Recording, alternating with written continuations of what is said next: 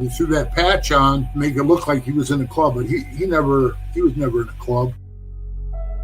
They want to be able to tack like 15 felonies upon jaywalking across the street. This outlaw motorcycle member and it doesn't matter what they stack on you. Because they're a friend or they know somebody and they start hanging them around and making them official hang around. Next thing you know, they're prospecting. Before you know it, they got a patch. And I'm going, you've never been in a club. His dad was a bandito. He borrowed $100 from the club. It might have been 1,000. I don't know. But his own son was 86. I think it was from that point on, I was like, one day, I'm going to be one of those guys. And he said, if you don't get on a stand, you're going to lose. You're going to jail. I said, I can't take the stand. Welcome to this episode of Chatting with Staxx. I'm your host, Bill Staxx, and today I got Repo Rod and he's still in the pig. Oh, right? Right. Then he points to Tomas. He points to Tomas. And he's got, he's got a big AFFA on his arm, which just crosses through the A. And then he had a big death head on his arm right here with a big X through it.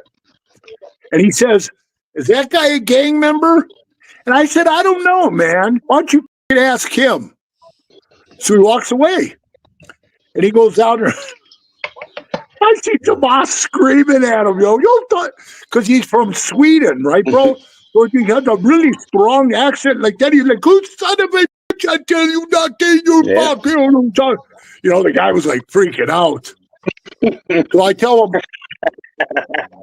I had a bungee cord my saddlebag the back of my motorcycle. And my bike still ran. I told you I pulled the fender out. So I said, let's go, man. I started up the bike. I said, let's finish this trip. Well, Joe was already airlifted out of there. And the wrecker already came and picked up the motorcycle, which I had to pay for to get out. So we went and came to the town I live in. And when we got here, I had to pay guy, no bull, bro, $2,000 to drive from here to Oklahoma, pick up the bike, and then head back to Vegas. Then, when I got back to Vegas, I had to pay $7,000 to get the bike fixed for that certain gentleman I was telling you about. Did you tell him about the wreck, and how did you tell him? I told him just the way I told you, bro, and you know what? Sad to say, Billy, him and I were very close. Very close. I told you he raised all that money for me when I went to prison, and he helped me out when I was in prison. He did a lot for me, bro. And when that happened, our friendship was never the same. You know what I mean? It wasn't like, he called me every day. Want to go to lunch? Want to go to lunch? I'm buying. Come on, we're going to lunch. No, I said, he goes, come on, go to lunch with me. And I go meet him for lunch every day. We'd sit and just kick it, That stopped happening. And now I see him now and then. He comes over, he gives me a little hug. Hey, how you doing? It's like, hi, goodbye. Hey, Billy, how you doing? See ya. He was telling me, I'm going to come out and visit you. I'm going to come out. Well, I've been here 6 years. He hasn't been here once. He ain't coming. Yeah. And it's sad. I really miss that friendship. I really do. And I went to Joel's house and I said, you're going to help pay for this. You're going to help pay for this, bro. I'm paying for everything. And you're the kid who crashed the bike. So his bike was in the garage. The only reason he wasn't riding it, bro, because the carburetor started it on fire and it burnt the tank up and all the wires under the tank. So the bike wasn't running. But he had a 6-speed in it. It had like a 103-inch motor in it. The bike was all black. It wasn't a bad looking bike. It just had the burn mark on it. Yeah. So I just went over there. You know me, bro. I just went over and said, thanks for the bike, kid. I took his bike, made him sign the title over and give it to me. And I brought it down here and I sold for $2,500. That's all it was worth, Throw that towards the bike getting fixed, right?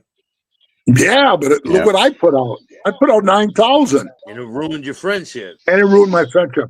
I couldn't put a price on, Billy. That was sad. But yeah, like Repo said, he hit me 80 miles an hour.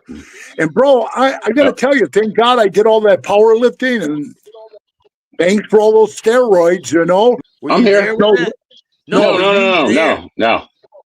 no, but I'm No. telling you, man, thank God for all those steroids. And big as I was, 450 pounds, when I was on the bike, when he hit me, the impact, man, the impact was so unbelievable. When he hit me in the back, it felt like he broke my back. I still got problems with the middle of my back. When he hit me, I hung on to the handlebars because I knew it was coming. I could hear it. And I could hear the motor coming, man. So I held on for dear life. And when he hit me, bro, the bike mine was flipping over to the side. I held it up with all my might. I bent my handlebars in. And I don't give a I bent them or not, man. I kept myself up, but I didn't go down because I was on blood thinners and all kinds of. I would have bled out. That'd have killed you. I wish Joe was on blood thinners. You know what I mean? I would have went over there and danced. I went over there and danced in the blood. You know what I mean? I would have did a Navajo blood dance, something in the blood. Here's one. Hey, Joe, if you watch this podcast, could you come to the next run and Peewee allow Peewee to at least kick you in the teeth a few times? And maybe we can invite that other guy to come out and give him a kick or two as well. Yeah. So, hey, to wrap up a funny story on that dude, I didn't talk to him ever again after that. I was so mad at him. Yeah. Because he said it wasn't his fault, but it was his fault. He took the pills, bro. He took the pills. It was his fault. So anyway, about 2 years ago, he hit me up for a friend's request on Facebook. And I thought, man, do I want this piece of shit in my life? And I thought, man, I'll try to be the better guy, turn a cheek, let it go. So I accept him as a friend. Not 2 weeks went by, he hits me up. Hey, Peewee, can you borrow me $100? Boop, block, delete. Mm-hmm. Yeah. Wow. The audacity of some people, man. Yeah. You gotta have boundaries with people, What? right? Oh, you got to, bro. You got to set them up. They're But wild. People are insane. he was one of those guys, too, Billy, that when he was a prospect, he was a good prospect. But when we got to Illinois, we were on the way to Laconia, New Hampshire. And we stopped in Illinois. The Illinois Nomads was having some kind of benefit party. So we stopped there, and all the prospects were out doing a watch, or they were serving food, or they're doing something. So I looked at Joe, and he's standing in line to get food with the members.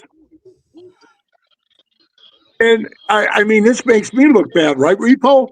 Makes me look bad as a president that my prospects stand in line with Hell's Angels to eat his food, but there's no other prospect in line but him. So I walked up to him. I says, "What are you doing, Joe? What are you doing?" He said, "I'm getting something to eat." I said, "Don't you think all these other guys want to eat too?" And he goes, "I don't know." I said, "Joe, get the fuck out of line before I knock you out. Go do what you were supposed to do."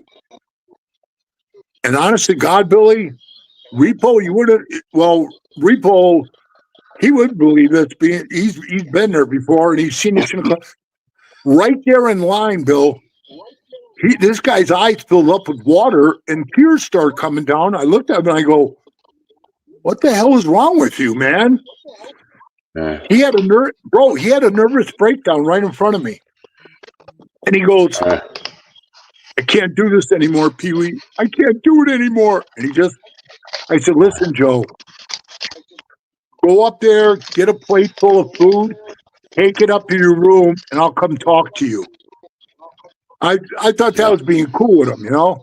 Yeah. And I went up there, he ate his food, I got up there, I took another member with me, because I always, like Repo would tell you, we always want somebody to hear what we're saying, so you can't lie or bullshit, you know?